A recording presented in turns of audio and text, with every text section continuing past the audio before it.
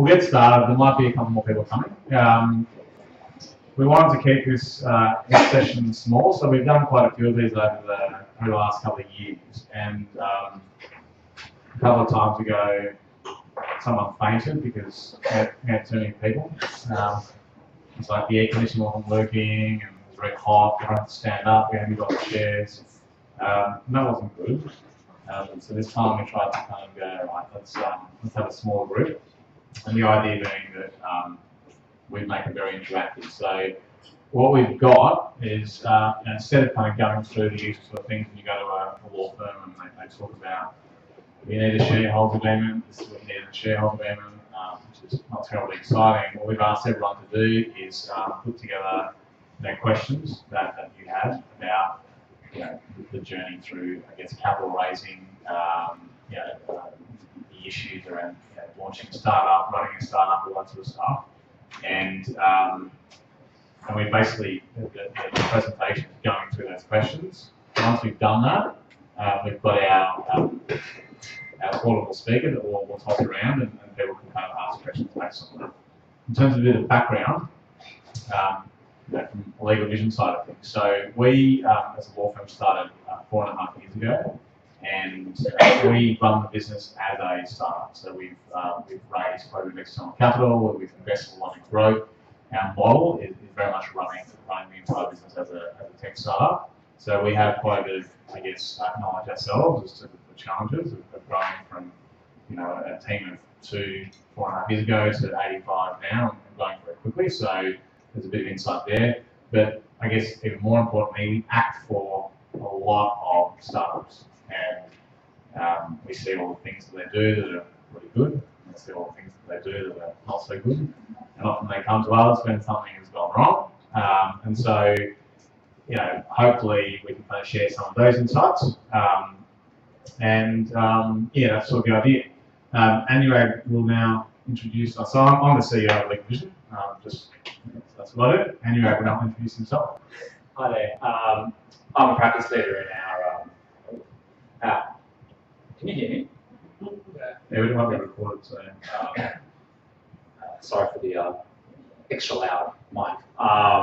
So I'm a practice leader in our sort of what we call the corporate advisory team. So I do a lot of work with startups and everything in relation to capital raising, to business structures, to hopefully at some stage for the startup an exit. So I'll sort of be there, guide you all through that journey. I joined LegalVision about 4 months ago, coming from Alan's, and particularly my interest there was as the corporate head of their Alan's Accelerate startup practice, and recognising my love for startups and advising startups, I thought there's no better place to do so than LegalVision, who, as Lachlan mentioned, started themselves for 4.5 years, and as Lachlan said, we advise quite a few startups now, and so we see the good, we see the bad, we see the ugly. We thought that today's a good opportunity for you to ask questions, and hopefully we can ask them. We want to make this as interactive as possible. So even though there are questions on there, if there's anything that springs to your mind as a result of one of our answers, or maybe, please just shout out, and we will try and answer them on the fly if possible. Yeah, if you have a question, Angela will chuck the microphone to you because we're recording this, so it's good to have what you're saying actually recorded as opposed to an answer to something to other questions. Right, so the format is basically the questions that everyone emailed through over the last few weeks, and we're just going to basically go through these things. So the first stages is all a bit exciting.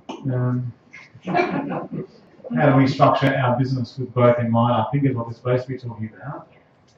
If you want to know about what Angela's been doing today. Okay, so so we kind of split into five phases. So the first question was how do we structure our business with growth in mind? And the way we've kind of done this, we've divided it up. Anna's going to focus a little bit more on the actual legal side of things, and I'll focus a bit more on I guess, the practicalities. That's how we divide it up. So Anurag will kind of take this one. Yeah, sure. So in terms of structuring your business with growth in mind, I think the first thing that comes to my mind is making sure you've got your ducks in a row. And what we mean by that is you've got to make sure that you are operating a business and be it out of a garage or be it out of your room, but something that doesn't look like it's out of a garage or out of a room because you've thought through the things that you need in order for the business to grow. And things such as company incorporations, business structures, how do you want to protect your interests in the business? What kind of business structure would you put in place? Will you have a company? Will you just be a sole trader? Will you not incorporate at all until down the track? If you are an investor or if you're a shareholder in your own business, which everyone here should be, how are you going to hold those shares? You're going to hold them in your personal capacity, you're going to hold them as through a trust structure, which we commonly see. And the reason why it's important to have all that in place now is you want to make sure that when it's time for your first customer or your prototype converts into a product and you are ready to sort of go out to market, that everything's already in place, sitting underneath so that growth can be achieved without you having to then look back and go, actually, we should have done A, B, and C back then, and now we've got to do it now because we've got investors coming in. We've got someone who's sort of diligencing our business structure and has found out that actually we don't have any of this stuff in place at the moment. And so I think it's important at the outset to sort of think, right, okay, well, this is a business, this is a startup. What is the best way for me to both grow my business and also protect my interests at the same time? And that's where you sort of talk about structures and trusts and how you're going to hold your shares, et cetera, et cetera. So 95, more like 98% of circumstances, what is set out in the startup manual that everyone here has is basically what you should do. You should have a holding company and an operating company. You should own your shares in your holding company through a discretionary trust. It's not actually that complicated. And it doesn't need to be that expensive. So what are things that we see, that are done poorly? It's a mixture of people turning up with actually a business that's making quite a bit of coin, and they're still running it through a partnership structure, and there's no partnership agreement. So a partnership, to be clear, is different to a company. Partnership is just two people who are in business together, and there's a falling out, there's no partnership agreement, and that's just a real mess. So, sort of underdoing it. The opposite of that is people will go to their accountant, who will kind of, for whatever reason, look at them and go, oh, these people look like I can get some money out of them. And they'll end up with, the most complex corporate structure you can think of.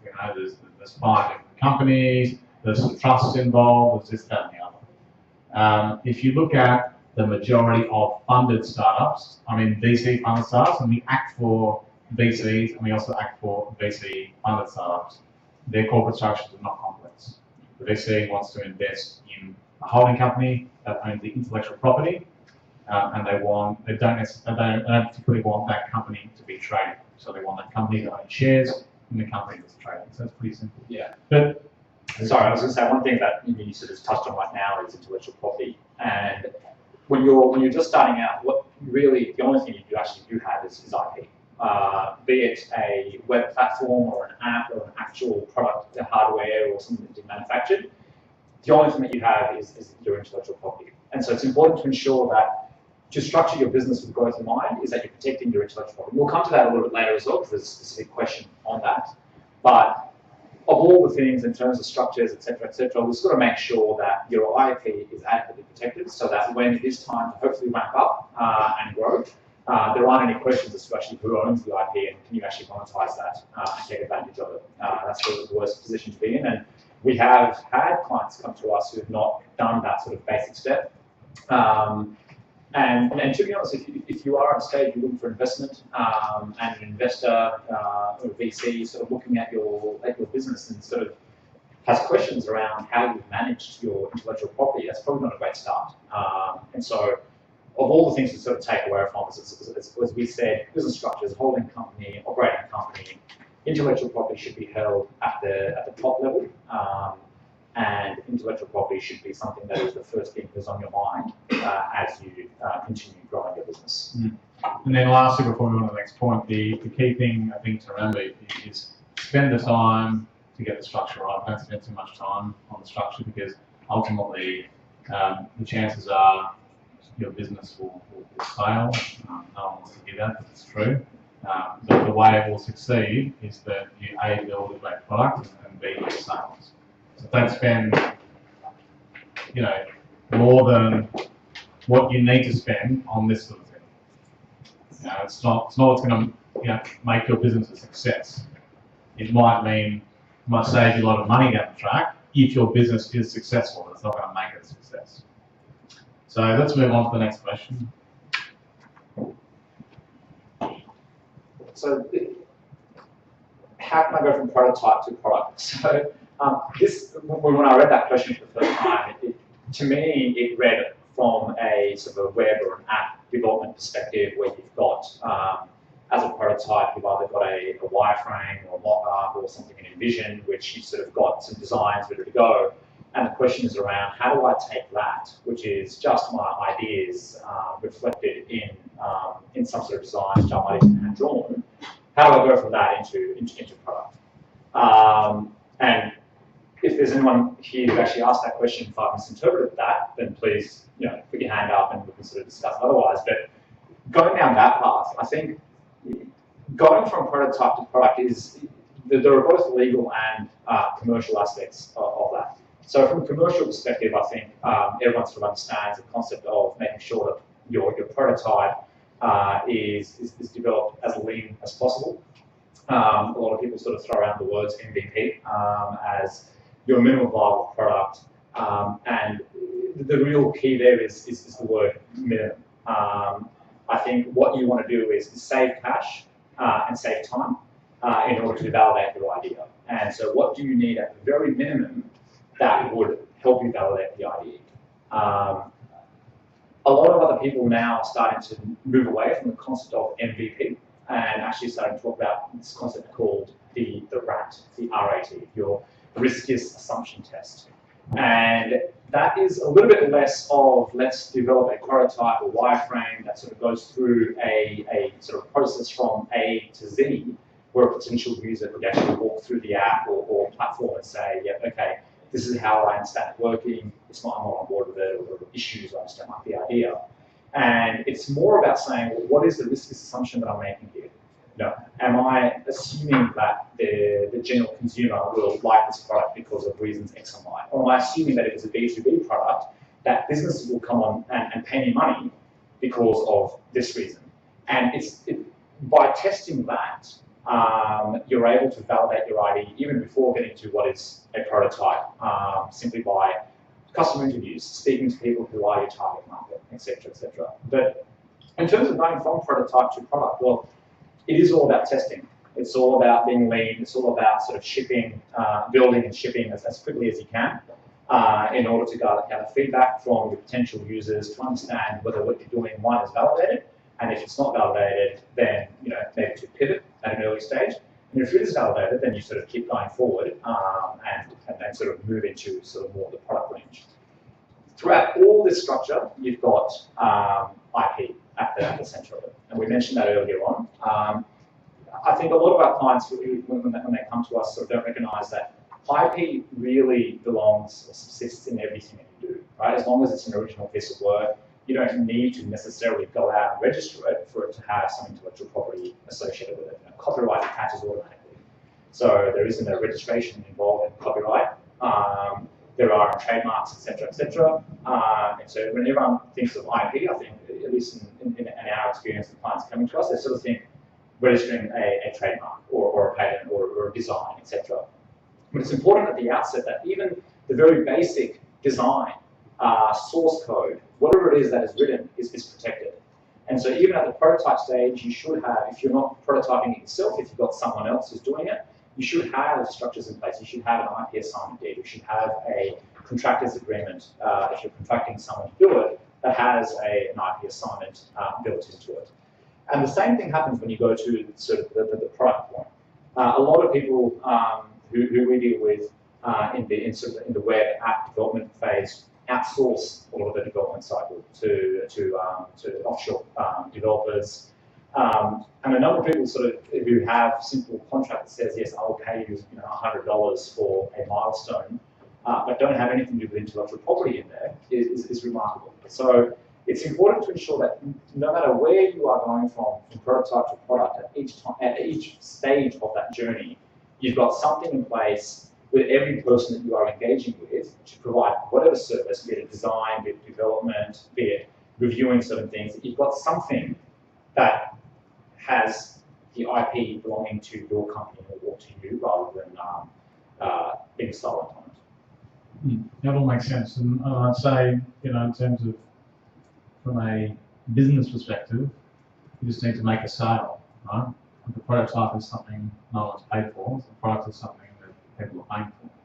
Just make a sale, and you have a product. It might not be a great product, but it's a product that someone's willing to pay for. I think a lot of startups, and clients of ours, spend way too much time planning, testing, thinking, so on and so forth. Ultimately, get out there and try to make a sale. There's no better testing than asking someone to buy whatever it is you're selling. Because if they won't buy it, you've got your answer. That getting to the sale sooner, I think, makes a lot of sense. Now, on the other hand, if you're developing, some sort of very ingenious technical solution, that's going to take years to develop, so on and so forth, that's fine. And the other extreme would be you're building an app that's really going for some, sort of massive users, and you're going to monetize down the track. That's fine. But the reality is, 99% of startups that are ultimately businesses that are supposed to be making money from the get-go. And if you're not doing that, you're not really a business because you're a hobby, ultimately. So, that would be my kind of piece of advice. Yeah. Should we move to the next question? Yep.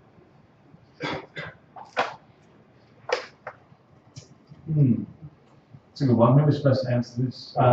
So, look, I mean, there are various sort of things you can do. You can go down the accelerator route. So we have a lot of clients who've gone through accelerators or incubators, and some have had good experiences. Some have had not so good experiences, and that's certainly a way that you can kind of get in with a group of people that are doing a similar sort of thing, have mentors and learning and all that sort of stuff. So that's one option.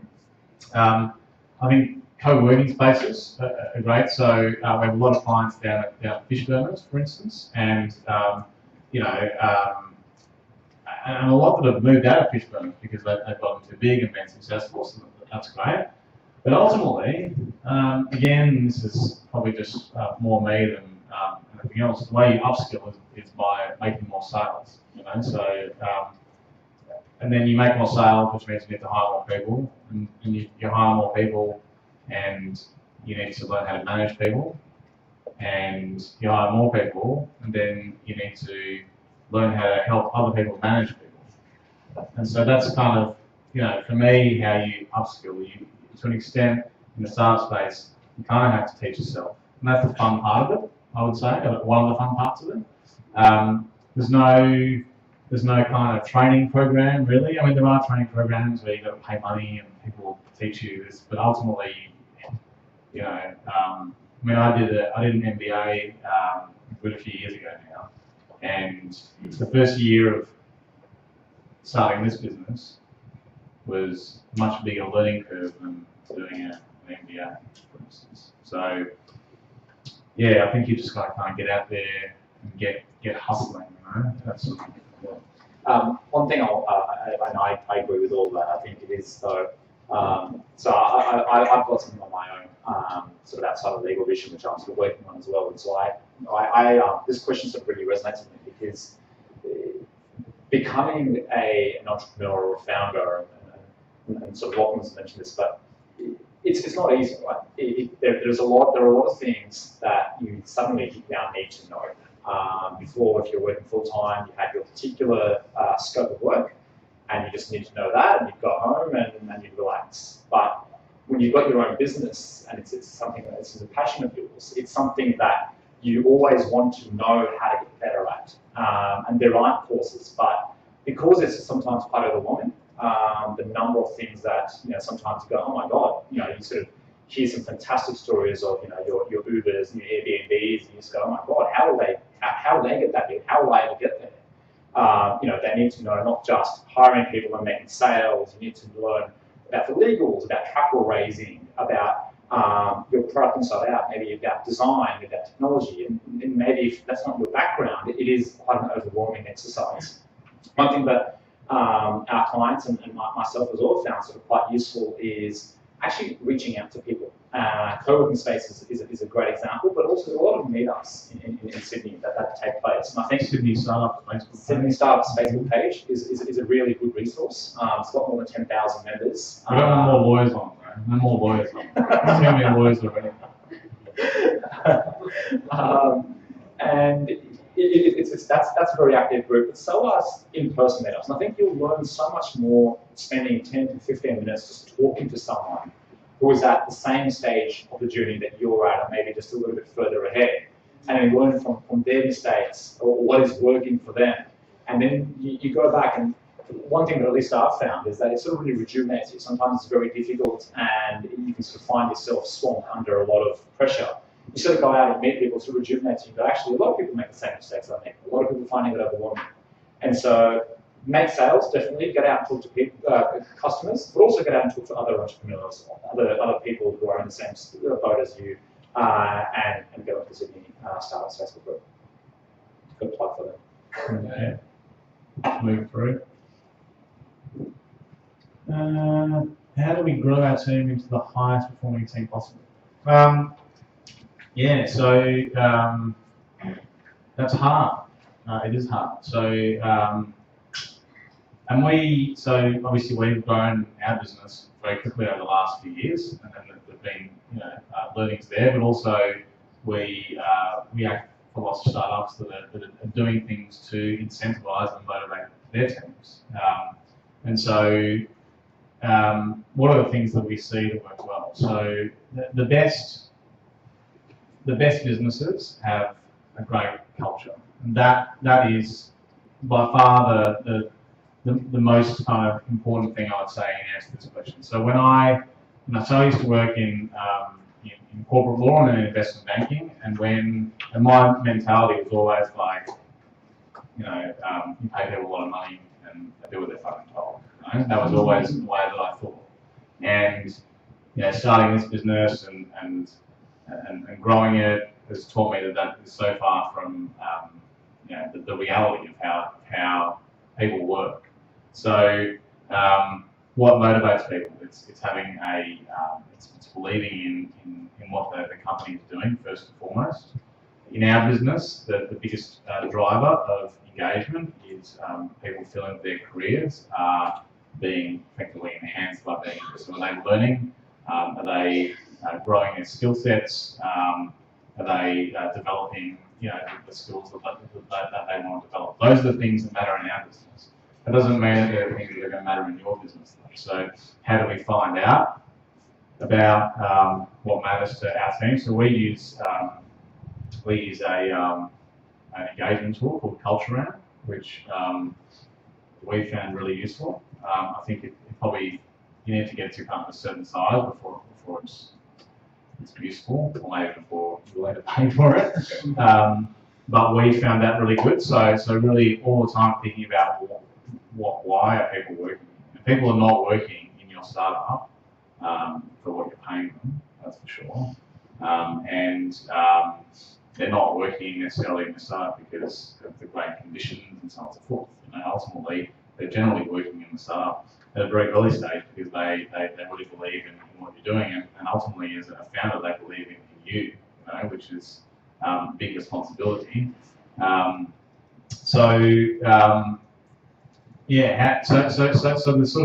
there's ensuring you have that great culture and you're delivering to your team members what they're looking for, but also with that comes the responsibility of kind of So obviously making sure that you're hiring the right type of people for your business. And the right type of people for your business will be very different from the right type of people for other people's business.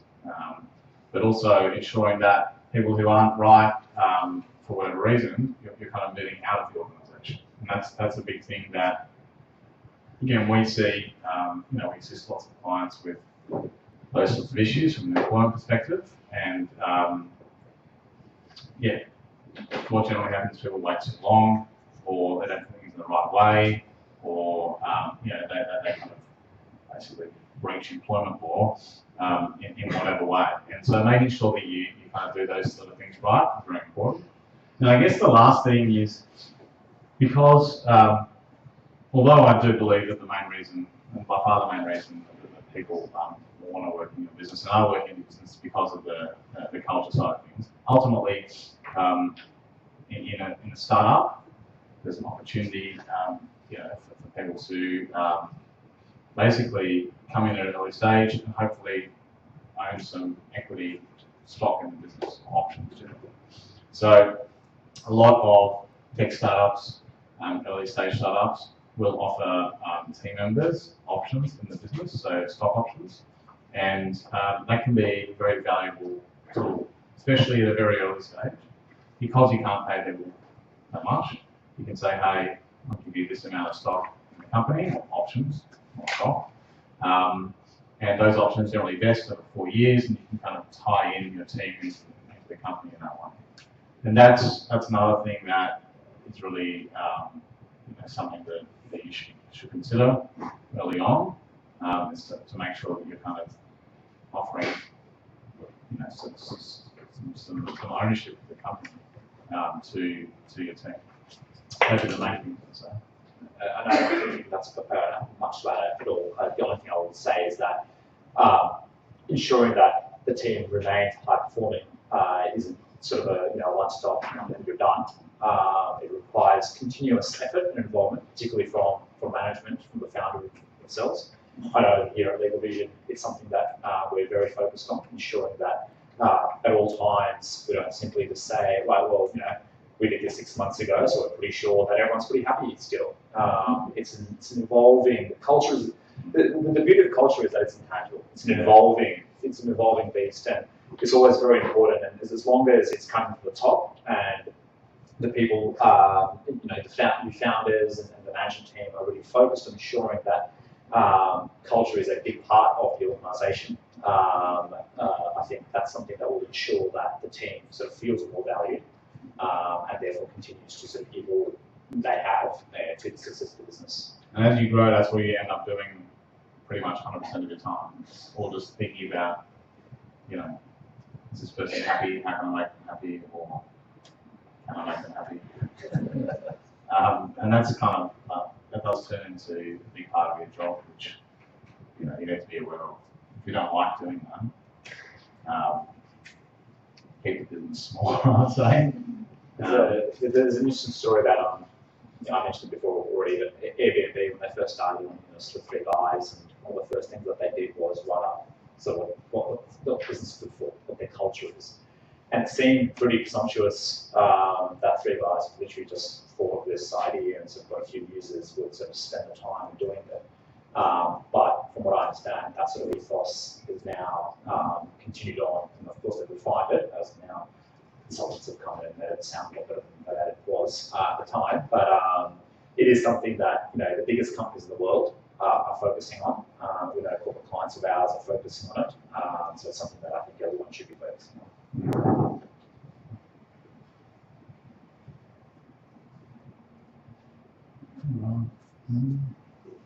New questions soon.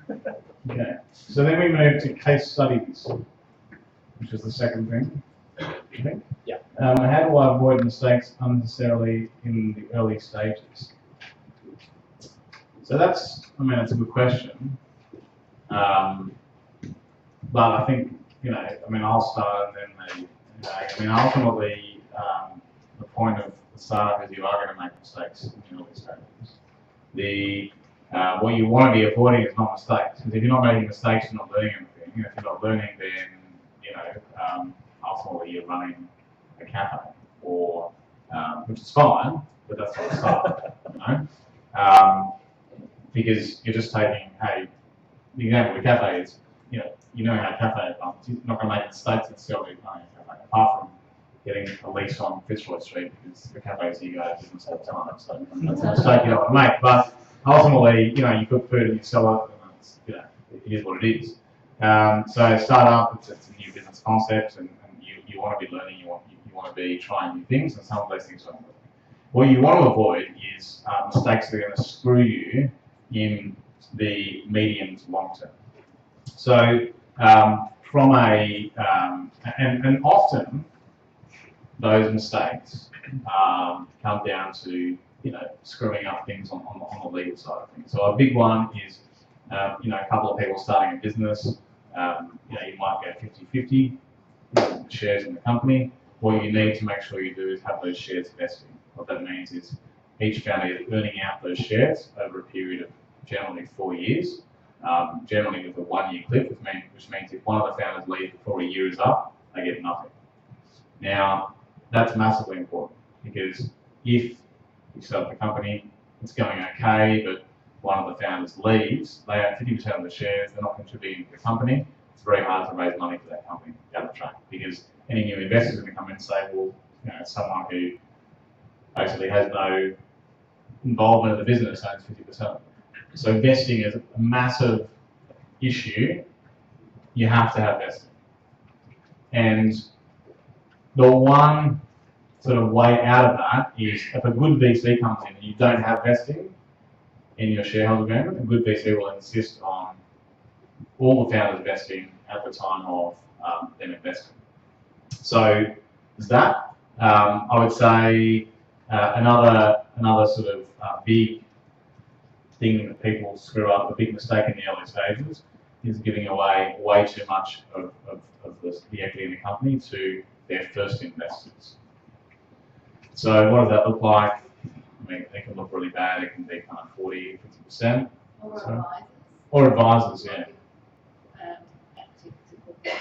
Yeah. So we see that corporate advisors, no one really knows what they do. Hopefully no one here is a corporate advisor. In early stage startups, corporate advisors are just out there, not particularly useful, often don't really know what they're doing. But the startup will turn up with their corporate advisor and we'll just increase the price by 50% because we know that they're going to be a pain in the ass. Now that's not true, we wouldn't do that. So corporate advisors, another good one. Because what happens is you raise so much equity early on. It's the same situation, new investors coming in. What are they thinking? They're thinking if this business is successful, it'll be maybe 4 or 5 rounds of capital raised before we get to an exit event, which might be an IPO or a trade sale and so on and so forth.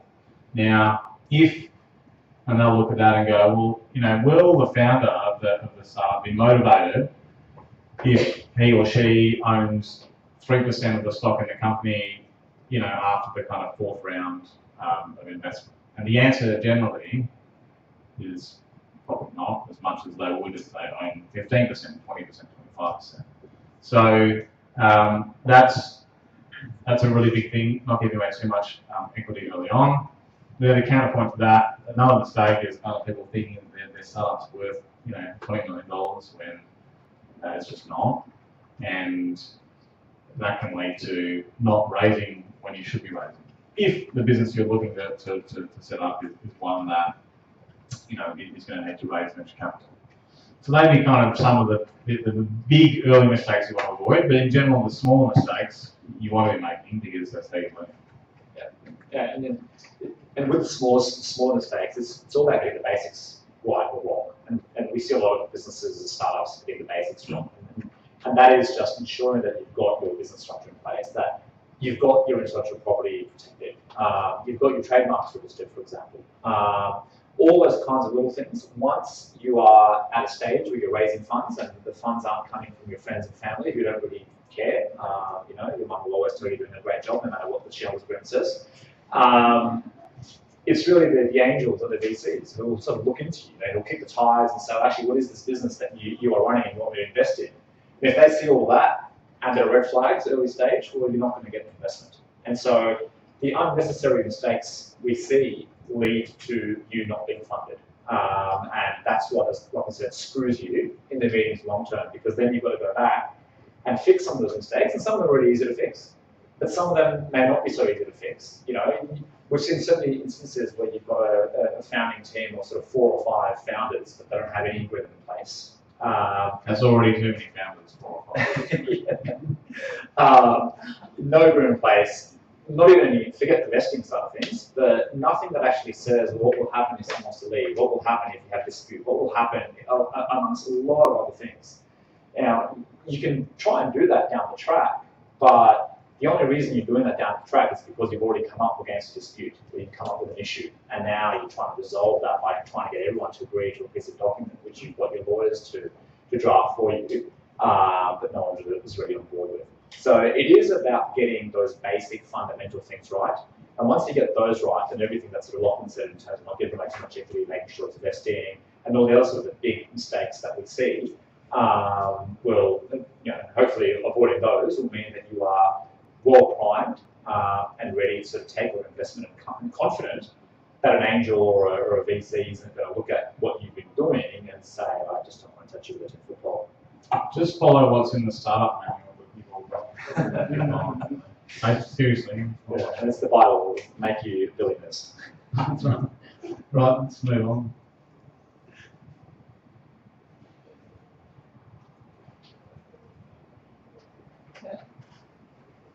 Not sure why We are a tech firm, it's obviously. not working. No? Is Evan still there? Oh, here we go. Right, can we hear? Well, no. Yep. Okay. Can we hear the stories of other startups, including startups that have raised capital? So what we're doing for this, I can shut off with a few things. okay. Without meaning any disrespect to any of the founders, entrepreneurs, one of the common things that we see amongst almost all the startups who are looking to raise capital is they're not familiar with the whole process, and that's not a slight on anyone. You know, as founders, your job is to know your business and how to run your business, not to necessarily understand the difference between, you know, share issuances and share transfers, or pre-money and post-money, and all the other sort of terminology that's sort of vernacular that's thrown around. And so, one of the things that we always see is companies coming to us with an idea of what they think should work, but that idea actually not making any sense whatsoever. Everything from documentation, from knowing actually what is the difference between, let's say, issuing shares to an investor versus transferring shares with different tax outcomes associated with that. All that kind of stuff is the stuff that not corporate advisors, but LegalVision is best placed to assist with. That's a little fun there. A couple of the things that we've seen actually, which are quite interesting, is a lot of sort of the larger accounting and law firms that are out there simply thinking that because they've assisted more established clients with a capital raise, rights issue, an IPO, etc., that they understand the dynamics and the mechanics of raising capital for a startup. And actually, what we've had in personal experiences with recently with a Series A round that we did was quite large, was a well-known top-tier law firm on the other side effectively trying to fit a round peg into a square hole. So they effectively just thought, yeah, look, it's just another capital raising, we do it all the time, but effectively missing the nuances that are associated with startup capital raising. And that creates not a lot of, not only does that create a lot of issues with the deal itself, but also creates a lot of pressure for the startups, because then they're suddenly being advised by firms and advisors who don't necessarily know exactly how to raise capital for startups. It slows down the process and really sort of creates more headaches than anything else. A couple of other things that we've seen is more sort of practical stuff, is just the whole process around raising capital. You know, there's term sheets, there's subscription agreements, there's a shareholders agreement, None of these documents are difficult, but the process is an involving one, and it does take a long time to do it. You might be lucky, and you might have a lot of investors who are sort of knocking down the door to give you money, which is fantastic. Realistically, you probably don't have that, so you do have to go out and do it. And we see startups starting that process too late. Don't start that process when you are 2 or 3 weeks away from sort of running out of funds. Start that process when you're 3 months. Your runway is at least for the 3 months. It does take time, particularly when you've got investors who are perhaps larger corporate clients. There are a lot of administrative hurdles that bigger investors need to jump through in order for them to actually finally give you money. So don't assume that you've got sort of 2 weeks left and this investor down the road has actually said, hey, I'm really interested, give me a pitch deck, that sounds great. That in 2 weeks that you're going to get the deal done and the money's going to come in and it's all going to be rosy. Yeah. It does take some time. Jill and Ursula, do you have some? Do we have the speaker? Do you have some kind of some stories from some of the startups you've acted for? Jill, I just did one last week actually. We closed, but the day before, I think she had about 8 investors lined up. And the day before, about 3 of them pulled out. So she actually managed to find 2 additional investors to come in at the last minute to provide the full amount of funds. And we still managed to close on time. But I think she was pretty stressed out at the prospect of, not being able to raise the full round, having to change all the documents that a lot of them had been signed and things like that. So. So a good sort of lesson from there. If you're raising from sort of top tier VC, that means a VC that's got it's well known, it's a $200 million fund, that kind of a VC. If they issue you with a term sheet, it's a big no-no in the VC space to pull a term sheet, to not go ahead with the deal, unless there's some there's something that happens in the DD process that's a real red flag. But that's not necessarily the, doesn't sound good. That's not, that's the dishwasher.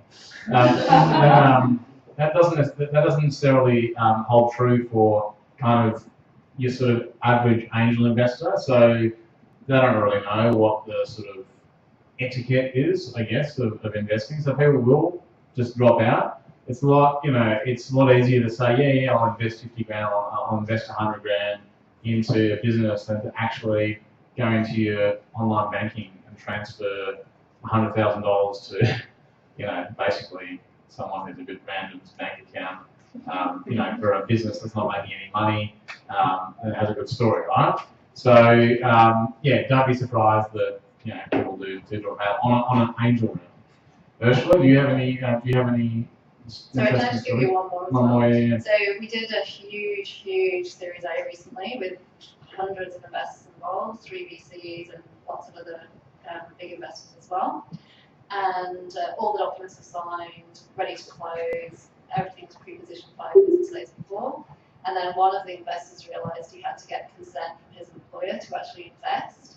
So we had to hold everything, work out what would happen if he had to pull out, how we'd deal with that. Whilst we waited on tenterhooks to see if his employer would give him consent. Eventually, fortunately, he did, but it did delay the process a bit. So, that was quite an interesting story as well. You never quite know what's about on. Yeah. Yes, especially if you've got lots of investors. Well, yeah, it's not the worst problem. But. That's something I've seen from that early stage round, kind of the seed round, is that it's definitely easier to, obviously there's friends and family, but it's easier to attract investors who have some idea of what you're doing. Like tech, people with particular focus on tech, or for example, we had one early stage investor who had a legal background.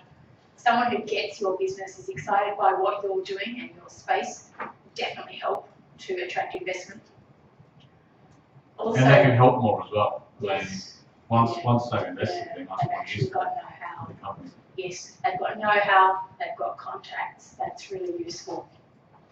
And another point is when you're dealing with multiple investors, as or legal lawyers know, it can become quite a lot to coordinate. Everyone's throwing different comments at you.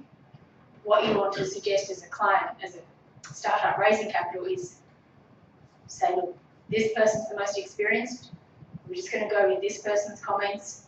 Everyone just presume that this person can negotiate the best deal. That's how we'll do it. And have one lead investor that you're negotiating with, if possible. That will save so much time and hassle. Yeah, that's a very good tip. Yeah. Okay, pass. Yeah. Thank you. I just had a question. How do you kick off a round? Like, do you basically just email a bunch of VCs, or at an early stage if it's angels, you just email a bunch of high net worth individuals that you happen to know and just say, hey guys, I'm getting some money together? Or is there, I don't know, a marketplace or a Gumtree where you can list raising money guys? Yeah, so there are a number of different options. The easiest option is to know rich people. That is the easiest option.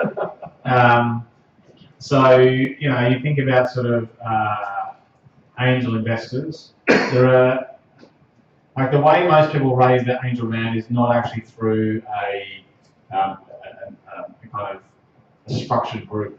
It's often through, you know, people, someone knows someone, and then you meet that person, and then that person knows someone, and so on and so forth. So, like, for the way we raised our first round, which was $300,000 kind of seed round, sort of small seed round, was through a partner that I used to work for introduced me to a guy who'd sold a business to a guy. And I met that guy, and he was kind of, oh, this is interesting, and he invested in businesses with someone else, and then they kind of got together, and then I found someone else through Sydney Angels. Actually, I found someone else through Sydney Angels. So then I kind of got that together, and that was kind of the first round. On the other hand, you can go and pitch to kind of a Sydney Angels type kind of group, which we did, and were unsuccessful. Although we're now listed on their website as you know, an investee of Sydney Angels, so you know, it's fine. So there's that. There's you know, there's groups like Capital Pitch that we do a bit of work with. That kind of try and help you get ready for investment and kind of have people that are sort of investing through their platform. There's other groups like I think Investable was in the paper yesterday, which is kind of an angel network. So there's actually quite a lot of money out there, but finding the money is kind of like, it's sort of like a, you know, a pig in the south of France looking for truffles. You kind of got to, you know, sort of sniff around and find it like that. You're unlikely to be successful emailing VCs. So as soon as you move to, trying to raise VC money, you're much better off getting an introduction from someone who knows VC. But you know, like, for example, we get asked all the time, can you introduce us to, you know, these guys and these guys, whatever. And we need to be careful of that, because if we were just, you know, introducing from left, right, and centre, then, you know, people would stop reading our emails. So for us, we just need to kind of go, oh, well, we think this is a business that this particular VC would be interested in. You know, and then the other sort of thing worth mentioning in terms of programs, that you're a kind of pure tech, you know, tech kind of startup. A program like StartMate is really great. So StartMate is run by Blackbird. StartMate, obviously, if you know about the program, will invest a certain amount, like 75K, kind of super early. But then, because the program is run by Blackbird, the guys at Blackbird will kind of be following the progress of those startups. And so you're more likely then, if you're doing well, to, you know, be able to get to raise money through that. So there's no one answer. Depends a bit on, you know, the business, how tech are you, what kind of traction do you have, and how many rich people do you know. Combination thereof. Or you can go to chat and say, Shark Tank, yes. So we had 4 clients on Shark Tank in the last series, which is good. We're going for more in the next series. We want every Shark Tank startup to be a LegalVision client in a couple of years' time. Right, that's right. The only thing I'll add to that is sometimes we get lost in terms of saying, we're building a startup, it's tech-based, it's got machine learning and AI and bots and everything else. You forget that capital raising is actually really a people's person thing. And actually, as I was saying earlier, getting out and actually meeting people and talking to them, you just actually genuinely don't know where your next opportunity is coming from. I know my sort of personal experience. There are conferences you go to and whatnot. You meet one person who likes what you're doing, who will then introduce you right there and then to a person you might never have spoken with, and then it sort of goes from there. And so get out there and meet people. It is a people's game. If you're looking to attract VC capital, cold calling or cold emailing is very unlikely to work. From a conference that Ursula and I attended a couple of weeks ago, they did have sort of one of the principals of the VC fund sort of on stage. It was talking about what they look for and when they actually act and when they actually invest.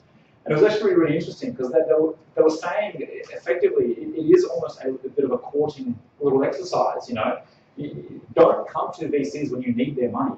Come to them well before you need their money and build up a relationship. Get them to know about you. Put your name out there. Put yourself on their radar. And then come back to them in sort of a couple of months, 6 months, when you've actually achieved some of the milestones that you might have told them that you were going to achieve 6 months ago. Because no VC is going to meet you in 1 week and say, I like the look of this guy, this girl, and I think they've done a fantastic job, here's my money. They'll want to sit back initially and sort of maybe think about actually, well, are you actually achieving that? Your team, is it actually working well together? Because in the end, it is all about the team, it is all about the people. And so if you're looking for VC money at some point, I would start sort of getting yourself out in front of people and just shaking a few hands, just so they know who you are before you genuinely go to them and say, give me your money, please. Right, let's move on. How do we avoid unnecessary expenses? So what I generally recommend is you take, say you've got $100,000, you go 50,000 of that should be spent on legal and 50,000 so what are the things you can spend money on? The first is your products, so that is at a super early stage. That's what you, particularly if you're not the kind of technical, if not the developer in the startup, then you want to be spending any money you've got on that, and then you need to be going out and selling. Your job is to sell and to raise money. That's kind of the non-technical founders kind of job at the start. You can do a lot with very little money. So we put in like 80K of our own money, and that's not it's not nothing, but we got to 100,000 a month revenue without raising anything, just by obviously not paying ourselves. So don't pay yourself. That's the first tip if you want to save on expenses. Don't pay yourself. It's stupid to pay yourself. If you put your own money into the business, all you're doing is putting your own money in and then taking money out and paying tax to the government. Why would you do that? But a lot of people still do it for some reason. It's very stupid. So don't pay yourself. Just be really cheap. Just be really cheap. And I'm incredibly cheap. And I always have been.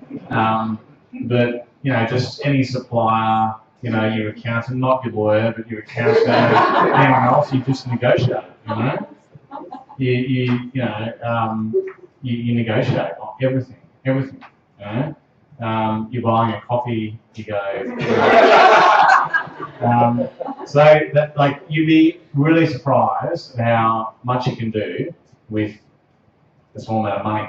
But the thing is, once you get to a certain size, being cheap doesn't get you very far.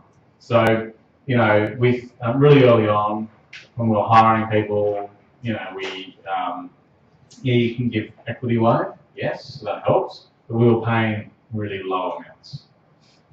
And it got to the stage where, you know, you're losing out on good people who, if you paid an extra 20 grand a year or something, would join, and then you're doing your business a disservice. So you need to know when to be cheap and when not to be. But, you know, one of our investors is a law firm, Gilbert & Tobin. Half the stationery in its business is Gilbert & Tobin stationery. You know, I go there for a meeting and a couple of pads going. So, you know, you really can, if you maintain that mentality, because if you're like that, then that permeates down through the team. People, because ultimately, you know, we're not encouraging stealing. oh, sorry, I meant sort of cheapness, you know. Well, well, this is the thing. Some of the beer, not that we're drinking today here, was paid to us instead of cash. You know? So that's a startup that needed trademarking done. When we trademarked and they were like, we don't want to pay, we said, well, we'll take it in beer. So these are the sort of things that you can do. Not anymore. That was the early days. You know? You have to pay us cash up front. So that's sort of what I'd say. So much of the stuff that you need early on. You know, if you have a great developer in your team early on, say Evan, who you know, was one of our co-founders, built our entire kind of website, the back end, the tech stack, all that, and we were raising our kind of second round, and our entire IT expenses was like $300 a month or something, you know, hosting and whatever it was. So you can build stuff really cheap if you have someone else to do it. So yeah, that'd be my tips. Yeah, and I think on sort of that part, there are an incredible amount of online resources which are free. And there are so many things that you can do now, even if you're not a technical person, even if you're a design person, even if you're not, you know, whatever it may be, you can upskill pretty quickly just by reading all of these free resources that are available. I mean, you've got, you know, you can, you know, we were lucky, you know, Evan was able to sort of build a website and stuff, but, you know, you've got Wix, you've got Squarespace that have, you know, you can pay for a subscription that removes little Squarespace or Wix symbol at the bottom, and if that's important to you, but otherwise it's also free. And it's so easy to use, you could probably just do it yourself. So many people sort of go, oh, actually, I don't know how to do this, I'm just going to hire someone else to do it, I'm going to pay them some money to do it. But if you just spent a few hours hacking it together yourself, and at an early stage, that's what you should be doing. Not only will you learn a lot more and actually understand how various elements of the business work, you'll also save a lot of money. And you actually find yourself, as you sort of read more and more online sources and learn far more skills, find yourself actually a far more capable person in running a business and understanding how a business sort of works, because you've actually read it and you've tried to do it yourself rather than simply outsourcing everything to someone else. Just don't try and go after shareholders. So it's just another question. Yes. Another question. So this one. So there's really only one thing you need to remember here, and this is probably the only thing I remember from my MBA actually. So I did this MBA place called INSEAD, and they have kind of entrepreneurship courses, whatever, and it's and they're good, but as I say, you kind of learn more about running a startup. But the one thing that I remember was we did a lot of kind of case studies and whatnot. And this professor, at the beginning of every class, we'd have to chant sort of all in unison, never ever run out of cash. We have to like chant there, shouting that for kind of a minute or so before he'd start the lecture. That's very and it is so true. So financial management early on, the only fucking thing you need to do is not run out of cash. Alright? Everything else can be managed. But if you run out of cash, that's when, effectively you're insolvent. And besides anything else, if you're a director of the company, which you will be, you can't trade whilst insolvent. So that is, that's against the law, some kind of law. I'm not sure which, but criminal. Okay, good. So running out of cash is what kills startups. That is pretty much the main thing that kills startups. There's not many startups that go, oh, we've got $1 million in the bank, but we're a bit tired, so we're going to close down. Startups run, basically fail because they run out of cash. So how do you avoid that? Every day you look at the bank accounts. Every day you look at how much money is coming in. Every day you look at how much money you're spending. That's what you do. You get obsessed by money. And if you're keeping an eye on it, and every day still, I look at all our bank accounts, and every day still I get stressed that we're not making enough money every single day, and that is how that's what financial management is, I guess. Ultimately, you get big enough and you have a finance team and you've got a high people you trust running the finance team and so on and so forth, but don't run out of cash. And it doesn't matter, if you're the CEO of a $1 billion company, the day you run out of cash, that company is worth nothing. So, yeah. I guess it's the law of liquidity. Depends on the nature of the business, and depends on how fast you get money from your debtors. Sure. So yeah, cash flow cycle is massively important. So the cash flow cycle is the amount of time between when you have to pay expenses and collecting debt. And some businesses, as you grow and you deal with bigger customers, your cash flow cycle is likely to extend out. So there's two ways of dealing with that. The first is to finance it, so you can get a working capital facility. It's hard to get if you're a startup. And the second is to finance it through equity. Ultimately, that's true, but it remains that don't run out of cash. So if your cash flow cycle is lengthening, you need to stop paying your suppliers. You can tell them any sort of story. Oh, I'm sorry. Whatever. You need to not pay your suppliers until you get paid, because ultimately, otherwise we're out of business. So yeah, a lot of startups obviously use a software as a service model. If you're a kind of tech software business, that is a great business model for cash flow. But some businesses can't do that, and you need to kind of deal with that. It's Rosemary, so I'll ask the next question. Next question was, when do we start raising capital? When do we know when to start raising capital? Okay, so it's not working anymore. Oh, okay, Evan's still here.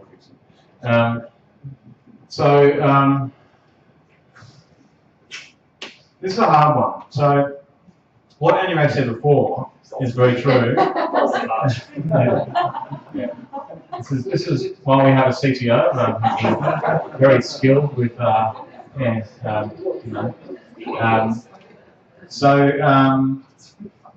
Anurag said before, which is right, is that you want to start talking to investors before you want to raise. But on the other hand, I can't be wasting people's time. So you kind of want to raise capital when you feel you can deploy it in a way which will increase the value of the company beyond the dilution that you will take by raising the capital. If that makes sense. So you just started, you just launched your business on the first day. Your business you have nothing, you have absolutely nothing. You want to raise, say, 300K. Someone might give that to you, but they'll want half the company. There's no point in raising that money at that time, because you're probably not going to be able to increase the value of the company enough to justify the dilution you take. So it needs to be, ultimately, the best time to be raising is, and again, our business is a sales-driven business, so I'll speak to that. You're making sales, and you have a structured way in which you're making sales. You have a structured way, you know what your cost to bring in a lead is. So you know what your CPC, your cost per click is if you're running AdWords. You know what your CPA is, your cost to acquire a customer. And you have some kind of view as to what your lifetime value is of that customer. And so you have a number which says, if I invest $1 in AdWords, I think I can generate $3-4 of lifetime value from that customer.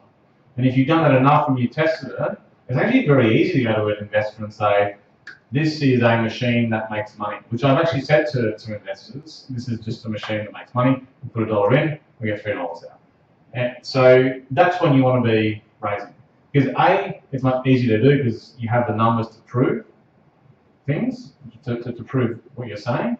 But secondly, you can get generally valuation, which is going to mean that you're not taking too much dilution, and you raise that amount, you get to your next stage. And what you're doing is scaling the business bigger and bigger and bigger. So when we started off, I was answering the phone to make the sales, and then I'd pass the phone to Evan, who was accounts receivable, and we'd pretend that this is like I'm going to pass through the team, so on and so forth, and Evan would take the credit card payments, so on and so forth. We got a number that worked there, and then a couple more people came into the sales team, and we kind of got a number that worked there, and you keep building out the model. So now we have 15 people in just the inside sales team. We have a model that means we can basically acquire the customer a certain amount, lifetime value a certain amount, and you keep scaling that, and you keep raising based on kind of those metrics. Now that isn't a sales-driven organisation. That's not users or a kind of pure tech business. But that's when I would say It is individual to each business when you raise, but there are two fundamentals, I think. One is one way, and one is timing. You have to raise before you are too close to the end. Otherwise, you run out of cash, and what can we go into? The other thing is the timing. You want to raise when you have something to sing about. You don't go to an investor and have nothing to show them, and therefore take on a huge dilution and not raise that much at a very low valuation. You go to an investor when you've achieved something. There was a milestone that you perhaps have already spoke to the investor, you've hit that milestone. You go to them when you're about to launch a new product. You got to go to them at a time where they can immediately see that there is some value and upside in them putting money in your company, because the moment that they do that, you will hit the next milestone, which is 6 months away or 12 months away, and they will have an upside. You don't go to an investor necessarily and you say to them, look, we are doing what we've been doing for the last 3 years, but we're just going to run out of cash, so can you give us the money, please? Right? You've got to sell your story, you've got to sell yourselves a little bit. And of course, that's got to be tempered with your runway. Sometimes you unfortunately have to go to the investor and say, I'm sorry, but you run out of cash and you give some money. But hopefully you're not in that situation. You are in a situation you can say to the investor, look, we've got this grand ambitions, 6 months, 12 months, 18-month milestones. We need 100,000, $1 million, whatever it may be, to get to that. And the moment we do that, we can service that many more clients, we make that many more sales. And that suddenly is a very attractive proposition for an investor to say, well, we're going to go do a FOMO here. If I miss out on investing now, this company could be Uber tomorrow. So that's the kind of thing that I think you need to do. The other thing to be mindful of is it takes time. And if you don't have that many people in the business, which as a startup, you've got sort of a couple of co-founders, perhaps as a tight team. Can you afford the time away from running the business itself to raise capital? It's an involving process. There's a lot of rejection, there's a lot of heartache involved in going to investors and then saying no, and you pitch again, etc., etc. And you've got to be ready at the time to sort of distract yourself from the business to be able to sort of really go down that path. So don't go raising capital if you're in the middle of something huge that your involvement is very, very important. But at the same time, be conscious that raising capital is a long process, sometimes quite a stressful one, and be prepared for that journey. Let's keep going. How many more questions do we have?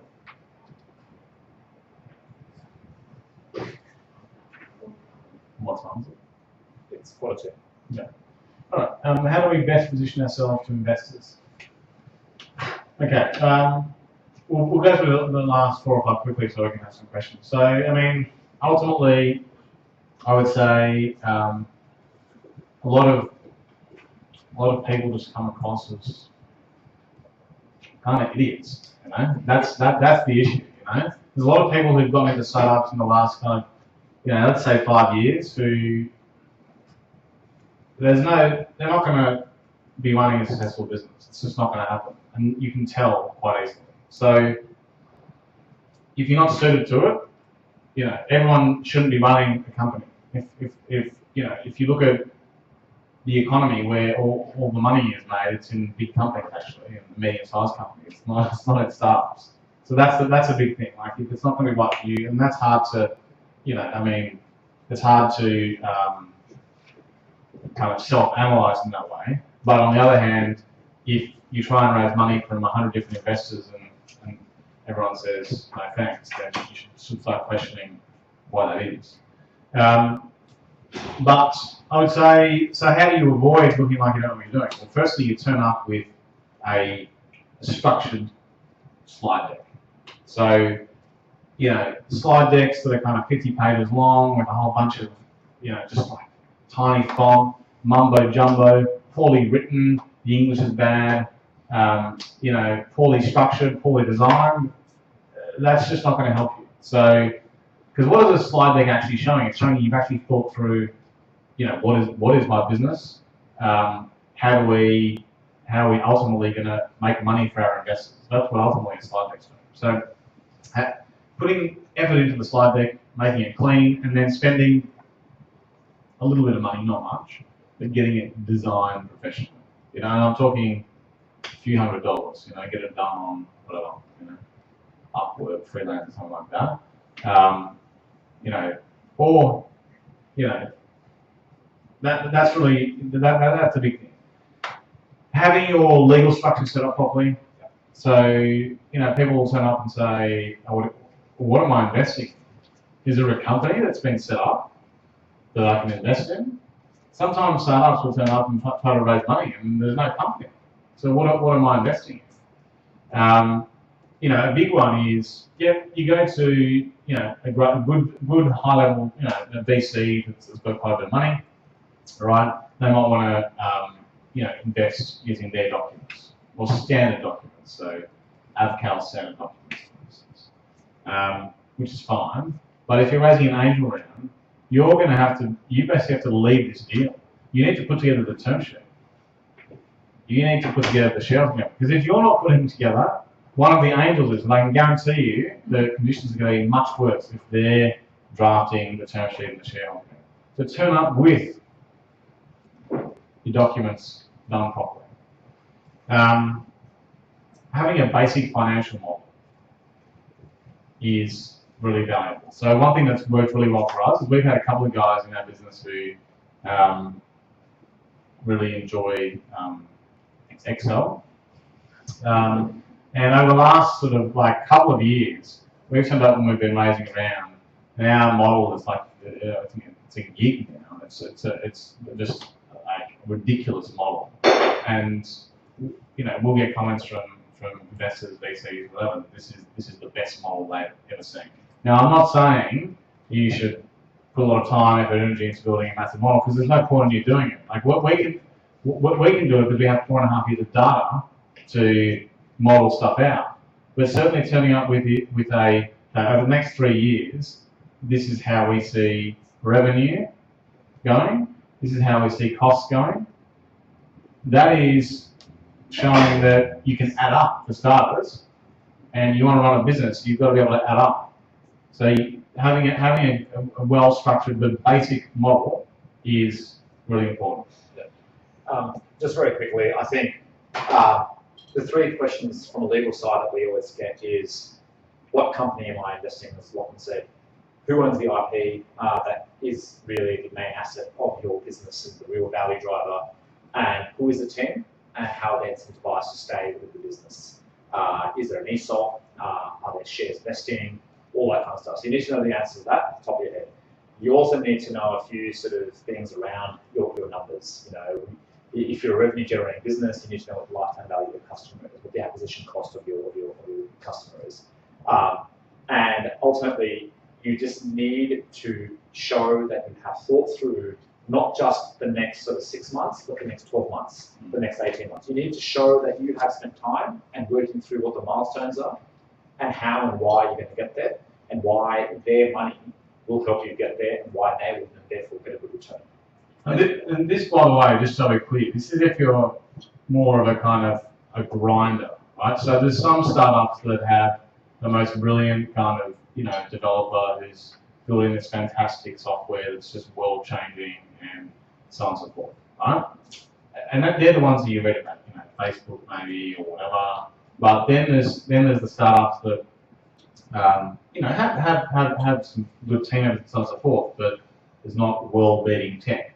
What are you really? Ultimately, you're a business, and the way you make money in business is you get out there and you grind away.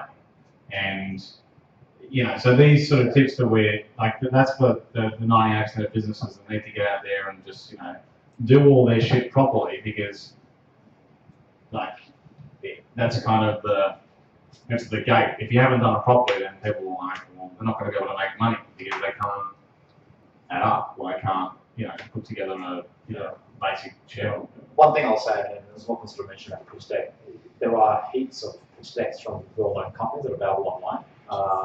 You can see Uber's first pitch deck, Airbnb's first pitch deck, Tinder's first pitch deck, and you can sort of look at the things that they actually put in their slide deck, and they raised, on the back of these pitch decks. And so if you're a little bit lost as to what should go in there and how to make it simple but impressive, and none of these guys had really professionally designed stuff. They just hit the nail on the head on how they were going to make money and why it was important for an investor to invest right now rather than 5 years' time.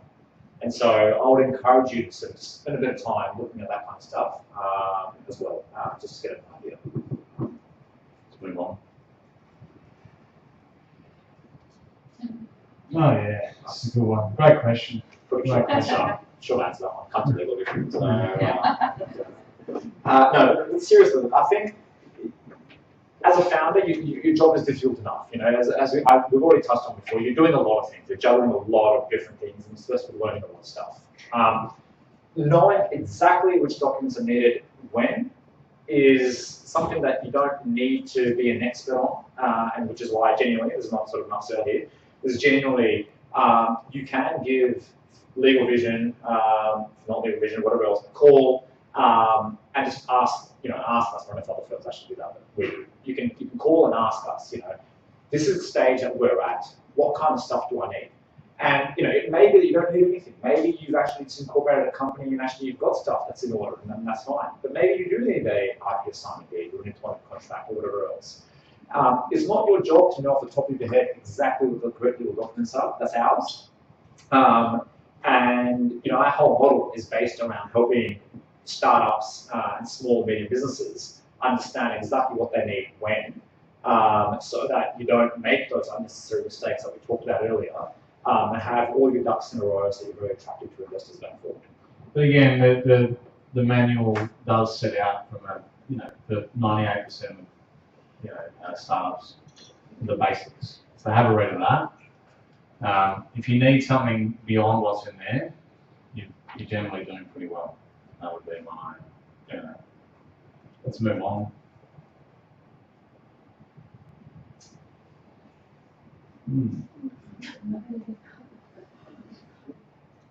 Yeah, okay, so, that really is quite kind of specific to everyone's individual company, I would say, right? I can tell you what ours is. That's of interest. Lachlan actually asked that question, so you can ask. Yeah, well, we have a few, but our big advantage, and this is something that probably isn't, it's not so much a product thing, but it's the way in which we run our business. Is we run it as a tech startup, and that is an incredibly valuable thing for us because it means we're doing a whole lot of things that no one else is doing, and that is what's unique, right? So how does a law firm normally work? You have partners, and the partners go out and get work, and they build up their relationships over kind of 15 years and so on and so forth. Our model is, we do a lot of online marketing. We spend more than any law firm in Australia on AdWords, for instance. We do a stack of 8 articles a day on the website. It drives a huge amount of traffic to our website. And we have a team, which is their only job is to talk to people who come through and need help, have a chat to them, It's all free. Help them out, work out what they might need, and then that's when we'll say, okay, well, we can help out for kind of this price and so on and so forth. And then we have our legal team that don't, in traditional law firm, they don't need to go out and kind of get work in general. They can focus on doing the legal work whilst our kind of client care team are talking to clients and sort of, I guess, ultimately what you would call, if you're in sales, converting the clients. And the fact that we set our business up like that has been, massive. It's very different to a traditional law firm. So what I would say is, if you're thinking about, whatever your business is, what is the, the unique psychological, which isn't really our USP necessarily, but the way in which you can be different from the competition. It's have a look at different industries as to how things are done differently. That's all we've done. When we decide, when we go, this is working well, what should we do next? I just kind of like look at what does a software as a service business do when they want to kind of go on beyond sales. Apparently you started an outbound sales team. So then we just started an outbound sales team. We just kind of copy what a software as a service business would do. And that makes things a lot easier for us. Now, it doesn't always work. It's a different business and so on and so forth. But having a kind of a central way in which you run a business is kind of pretty useful. But that's not really an answer for anyone else. It's an answer for us. Let's move on to the next. You can just deal with this one. Pretty simply, just have documents in place that ensure that every bit of IP that is created is assigned to the company. The number of times people have engaged designers, developers, whoever it may be, to do certain things for the business, and either just not put in place any agreement whatsoever, or put in place just almost a purchase order type, here's $100 for kind of work that you've done, thanks very much, is remarkable. Ultimately, everything that anyone creates on your behalf should belong to you, but unless you have that in an employment contract, a contractor's agreement, and if they're not entering into any of those, a separate IP assignment deed, you're at risk that the IP actually doesn't belong to you at all. Separately, of course, there are certain elements of IP that you can register. Trademarks, for example, the most common one. Your trademark is your logo and the associated word mark that sort of goes with that. As I said earlier today, copyright sort of attaches automatically to everything. Have you guys got your trademark registered? So. Yeah. No, so everyone's got different applications. So I can obviously, we've got different business models. Yeah. But you've got a T-shirt made before you've registered the trademark. That's the holding company. Right. Okay. So the actual business name is different for each application. So, okay. Yeah. So you have the trust. Register them all. Yeah. That's the way to With LegalVision. Well, I'm not going to say that, but yeah, ultimately it's as simple as that. I think sometimes everyone sort of gets, at least in my experience, got clients that are like, oh my god, I've got all this IP, but there's source code here, but there's designs here. I'm pretty sure I'm going to do something amazing, so I need a patent on this. Like, just get documents in place. So the other thing worth mentioning quickly on this is, don't imagine that your IP is that fantastic. I mean, everyone thinks that, I can't. People will call up, and we're a law firm, right? So obviously it's confidential, but people come and say, will you sign an NDA so that we can talk? And it's like, no, we won't, by the way. But it's unlikely that your idea is that fantastic. I mean, what makes a business successful is not the idea; it's the execution, and that is definitely worth remembering. When we talk about, IP. Say you're starting out and obviously budget is an issue, and you have an NDA or say a contract agreement. Could you find something from somewhere, or do we actually have to have something legally drafted up? As in, I'm sure you can find anything on the internet. Yeah. Is a simple NDA sort of sufficient? That's the wrong question. So, what are you using this NDA for? Like, who's ever successfully sued someone for breaching an NDA? I mean, maybe someone has, but I don't know. Like, an NDA is not going to protect you, ultimately. So,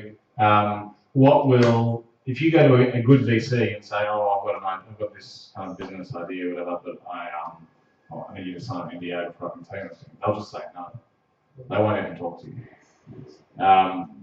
The same with, I'd say, with kind of suppliers and stuff. It's like, you know, if you, a great example is some of your clients who are getting something manufactured in China, right? And then they get the Chinese manufacturer to sign an NDA. Right.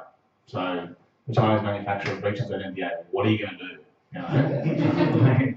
It's like, it doesn't protect you at all. So, you know, you've got to think about the purpose of the document.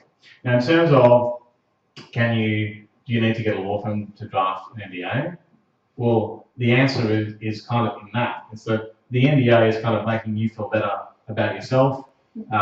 It's not actually going to be enforced, so why would you spend a lot of money on it, right? So on our website, we have free documents, which are kind of basic things. You fill them in online, that creates a document for you. If you want an NDA, unless you got stacks of cash, I would kind of just use that. I mean, I think, you know, when I think about how many NDAs we draft a month, I don't know.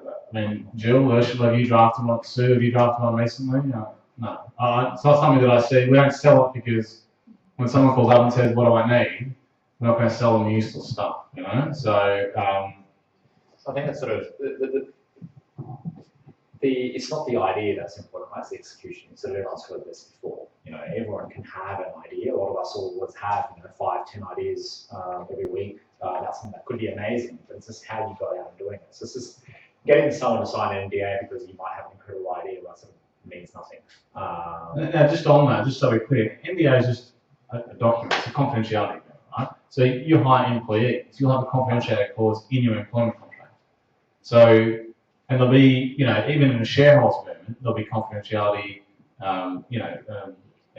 obligations in the shareholders agreement. So it's not that, you know, you shouldn't have confidentiality full stop. It's that generally it makes more sense to have it in the context of, you know, other obligations which mean something more. Yeah, I think what we're saying, what I'm sort of talking about here is an NDA in the context of just having an idea. Confidentiality, of course, is very important when it comes to other sort of aspects where, you know, you actually genuinely have information which you don't want revealed to other people, etc. The terms of a deal, for example, you know, the terms of which you raise money on. You know, these are all confidential terms, and you don't want that out of the market, and so it makes sense. But in terms of simply having an NDA to protect an idea, I mean, one, no IP attaches to an idea, and so you can't really protect that in that sense. It's very, very, very difficult to sue under an NDA unless you've got some incredible fact scenario which you can point to them literally doing that at that moment. But we will try if you want us to sue. No, I mean that at all. I was just wondering IP protection. No, great, yeah. No. What tools can we use to help us find customers and get our business up and running? So, I mean, again, this depends on your business, but the best tool that we found as a business when we started was Google AdWords, right? So, we, you know, I think, I mean, our first sale would have come from Google AdWords because it wasn't like people were Googling LegalVision 4.5 years ago now. So, what do? We were initially trying to sell some documents online. That was our initial business. We set up an AdWords campaign. We had a very small budget. We just did it ourselves. We kind of tested things, take our customers to the website. So when you think about kind of building your online audience and so on and so forth, if what you're doing, if you're focusing on the kind of SEO content side of things, AdWords is great because you work out which keywords, you know, generate leads, and then leads that turn to customers, and then your content strategy you build around those keywords. So it's a way of testing, which is cheap. It's not cheap, but it is, well, I guess it's cheaper than the alternative. Now, but again, that's because our business is a law firm. You know, are people on Instagram, you know, going, hey, what's the cool legal thing happening today? No, they're not. So what they're doing is, you know, still going, oh, I need the shareholder agreement, or you know, I need a lease agreement reviewed, or whatever. They're going on to Google. That's what people do in the legal space. So social media for us doesn't work particularly well. We'll buy some, you know, we'll buy some Twitter ads or buy some Facebook ads, so on and so forth. But that doesn't work that well for us. So you have to find the medium, that works for you. We have a client who has 16 million Instagram followers. She has 5 different businesses. Those businesses are more B2C businesses. So tea that makes you skinny, watches and stuff like that. Right? So that's what sort of if you're going for the consumer audience, then AdWords wouldn't make sense. There's no replacement also for just getting out and talking to your potential customers, I think. I mean, there's a great story about Airbnb when they had, I think, 10 customers and they just weren't growing. And they had this great, well, pretty ugly actually, but at that time, great website. They thought they had everything sorted, etc., but they just weren't growing. For 6 months, they went from 10 customers to I think 12 listings. And then finally, someone said to them, "Well, where are all your listings?" And they said, "Well, based out of New York." Like, have you been to them to actually talk to them? Well, no, because there's our listings. So off they went to New York and met up with a couple of these people, and they sat there and said, "Well, how do you list the space?" And what they thought was a 3-click exercise. Your date, available, photo, and to publish. Took them 12, 15 different ways of going about it. And they had never even thought about the issues that their customers actually faced, and just assumed that everyone knew exactly what to do the same way that they were doing it. If they hadn't gone and talked to those customers, well, we wouldn't really have Airbnb the way it is today. And it's a real, obviously I'm sort of simplifying, there's a lot more than just talking to customers, but it is a really important point where to get your business up and running, you need to know who your customers are. And to build customers, you need to know what they want. And if you don't speak to them, you don't talk to them directly about what they want, well, you're not ever going to actually get more and more of the same market buying your business or whatever you're selling. Next. Good, that's it.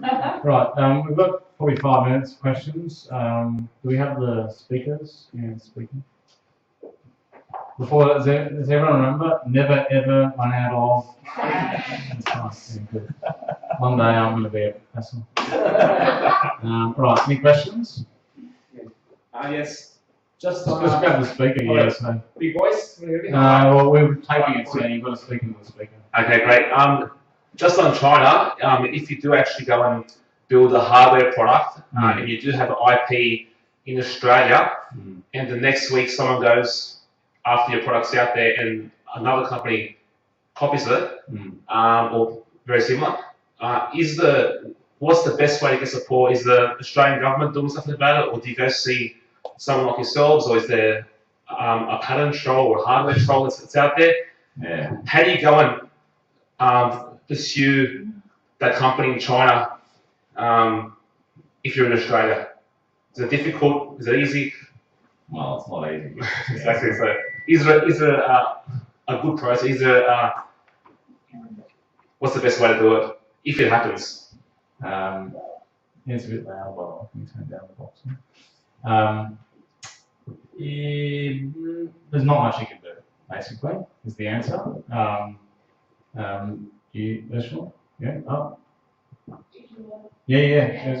Ursula's got some ideas. Good, because I don't have it.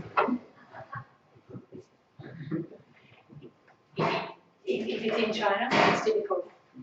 To the extent that they start selling in Australia, something that looks and feels like your product, particularly if you've registered your trademarks, then you've got protection. You've got some protection in Australia. So it's partly country by country.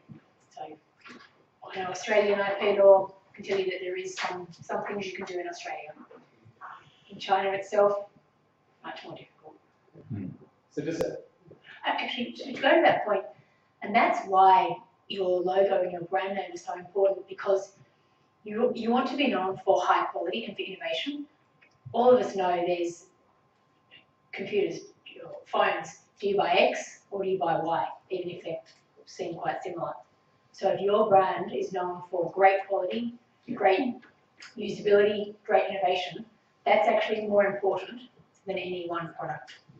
The other way is to just simply send them very, very angry letters threatening to sue them for a lot of money. That's what Burberry did to all these other sort of the replicas that were coming out of Hong Kong and China, etc., etc. I don't think they had any law that actually stood behind them, and they knew very well that they can actually enforce half of the things that they were saying. But there is the scare tactic you can use if it's outside Australia. So, but ultimately, so if you have the brand image, so like Apple, you're hoping that people in the future will just buy your product because of the brand. Yeah. The marketing. Any question? Over here. If your product, if you have a vision for it to reach a global market, when you talked about structure before, do you anticipate that and, you know, structure your business so it is global to begin with, so like with trademarks and everything, you have to register it, you know, multiple countries and so forth, or do you just kind of step by step take it, you know, one country at a time as you're ready to launch into that country? Yeah, so that really depends on how much cash you've got, right? So the way something like trademark registration works is you pay in Australia to register a trademark, and then if you want to go global, you've got to register in all the other countries. Now there's there's an international agreement called the Madrid Protocol, which allows you to register in lots of different countries with one application. It is more costly than registering in Australia, and it doesn't cover every country. So there's many countries that aren't included in the Madrid Protocol. So normally, you're starting off, you're kind of bootstrapping so on and so forth. What you'll do is register in Australia, and that gives you a period of a certain amount of time where you can kind of hold off on registering internationally. Once you get a bit of traction, you know kind of the business is going somewhere, you may raise some money or you've generated sales. Much better than raising money to generate sales, and therefore you can actually be a normal business. Once you've got that going, then you might go, okay, we're going to register in the international markets that A, we want to expand into, and B, we want to kind of protect a brand in those markets. There's a whole lot of rules around you have to kind of use the brand in those markets, but yeah, you normally do it as a staged process unless you've got a fair bit of cash early on. And moving aside from the IP side of things, the structure that we recommend is really there to protect your intellectual property and the real valuable assets in your business. Sort of by putting it at the very top, it sort of protects it from any other sort of operating entity involvement in any claims or issues that might arise down the track. That structure is flexible so that you can, there's nothing stopping you from using that structure to then incorporate various other international subsidiaries if that's what you want to do, or down the track, if you grow into a significant level, in putting in place an Irish or an Isle of Man or Bermuda or whatever entity at the top for tax purposes. So the structure that we recommend is really initially to allow you to grow within Australia, but it can also be used to then expand internationally if that's where it takes you. I mean, if you get to the stage where you're setting up a Bermudan holding company, you know you're doing well. Okay, sure. 1, 2 more questions. Just a question on the IP protection. Where you have employees that are contracted to do you actually make very specific that they really work on specific belongs to the holding company? Yeah, so what you need is you need an agreement which basically assigns any IP credit back up to the holding company, and then assigns any IP that the holding company owns back to the operating company to actually licenses. Yeah. So basically licenses. Right. So as long as you've got the agreement between the trading and the holding company, that employees and/or co-founders that are producing IP into the trading company ultimately belongs to the holding company. And you've got to make sure, obviously, in their employment contract that any IP that they're creating is obviously assigned to the company that they're working for as well. Yeah. Do you have one more question? I think this is the last one. No? Good. All right. Cool. Well, thanks for coming. Take your copy of the startup manual. If you lose it, you can download it. Yeah, I mean, look, ultimately, if you've got any questions, just get in touch. You can call 1300 54755, or just find us on the website. The way we work is we have a team whose job is just to kind of have a chat, work out what we need, and help you out, and that's all kind of free of charge. And if you actually need legal work done, this is what we do. So we have a team of 5 practice leaders now who pretty much just do startup work. So yeah, it's a big practice for us. So we love it. And, yeah, happy to help out. Thanks for coming.